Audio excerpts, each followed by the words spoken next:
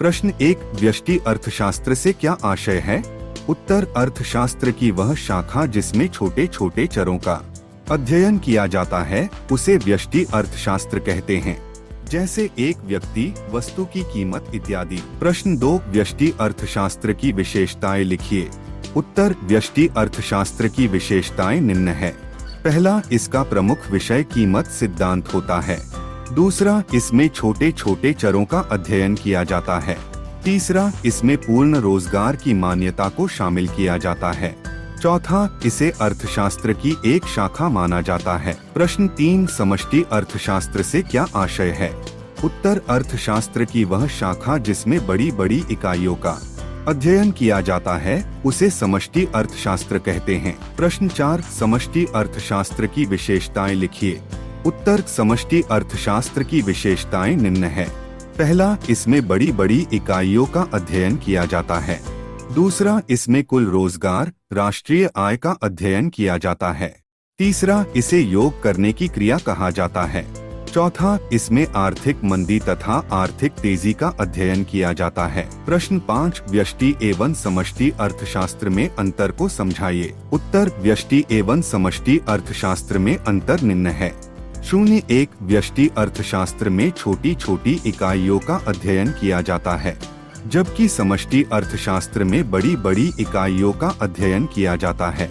02, व्यष्टि अर्थशास्त्र में कीमत सिद्धांत शामिल होता है, जबकि समष्टि अर्थशास्त्र में आय व रोजगार का सिद्धांत लागू होता है। 03, व्यष्टि अर्थशास्त्र में प्रति व्यक्ति आय का अध्ययन किया जाता है, जबकि समष्टि अर्थशास्त्र में राष्ट्रीय आय का अध्ययन किया जाता है। 04, व्यष्टि अर्थशास्त्र में व्यक्तिगत समस्याओं का निराकरण किया जाता है, जबकि समष्टि अर्थशास्त्र में सामूहिक समस्याओं का निराकरण किया जाता है। प्रश्न 6, केंद्रीयकृत योजनाबद्ध अर्थव्यवस्था और बाजार अर्थव्यवस्था में अंतर लिखिए।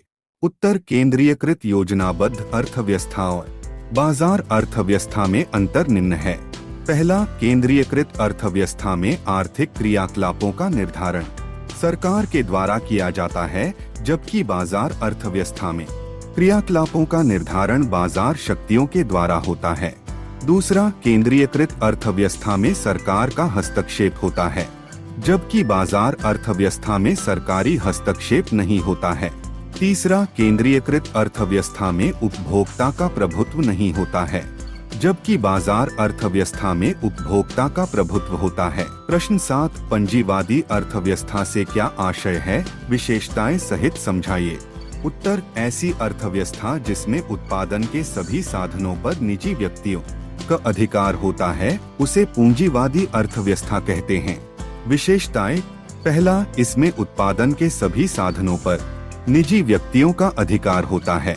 दूसरा, इसमें सरकारी नियंत्रण का अभाव होता है। तीसरा, इसमें उपभोक्ता को सम्राट माना जाता है। चौथा, इसमें प्रत्येक व्यापारी का उद्देश्य लाभ कमाना होता है। प्रश्न 8, समाजवादी अर्थव्यवस्था से क्या आशय है? विशेषताएं सहित समझाइए। उत्तर, ऐसी अर्थव्यवस्था जिसमें उत्पादन के सभी साधनों पर सरकार या समाज का अधिकार होता है उसे समाजवादी अर्थव्यवस्था कहते हैं। विशेषताएं, पहला, इसमें सभी आर्थिक क्रियाओं का संचालन सरकार द्वारा होता है। दूसरा, इस पर सरकार का नियंत्रण होता है। तीसरा, इस अर्थव्यवस्था का उद्देश्य समाज सेवा करना होता है। चौथा, इससे सामाजिक असमानता दूर होती है। प्रश्न 9, मिश्रित अर्थव्यवस्था से क्या आशय है? विशेषताएं सहित समझाइए। उत्तर, ऐसी अर्थव्यवस्था जो पूंजीवादी अर्थव्यवस्था तथा समाजवादी अर्थव्यवस्था के मेल से बनी होती है उसे मिश्रित अर्थव्यवस्था कहते हैं। विशेषताएं, पहला, इसमें समाजवादी एवं पूंजीवादी दोनों अर्थव्यवस्थाएं शामिल होती है। दूसरा, इसमें दोनों अर्थव्यवस्थाओं की विषमताओं को दूर किया जाता है। तीसरा, इसमें नियोजित आर्थिक विकास देखने को मिलता है। प्रश्न 10, अर्थव्यवस्था की केंद्रीय समस्या क्या है? यह कितने प्रकार की होती है? उत्तर, मनुष्य की आवश्यकताएं अनंत होती है और साधन सीमित तथा उनके वैकल्पिक प्रयोग होते हैं, जिससे चुनाव की समस्या उत्पन्न होती है। इसे ही अर्थव्यवस्था की केंद्रीय समस्या कहते हैं। यह 3 प्रकार की होती है। पहला, क्या उत्पादन किया जाए? दूसरा, किस प्रकार उत्पादन किया जाए? तीसरा, उत्पादन किसके लिए किया जाए। प्रश्न 11, उत्पादन संभावना वक्र किसे कहते हैं।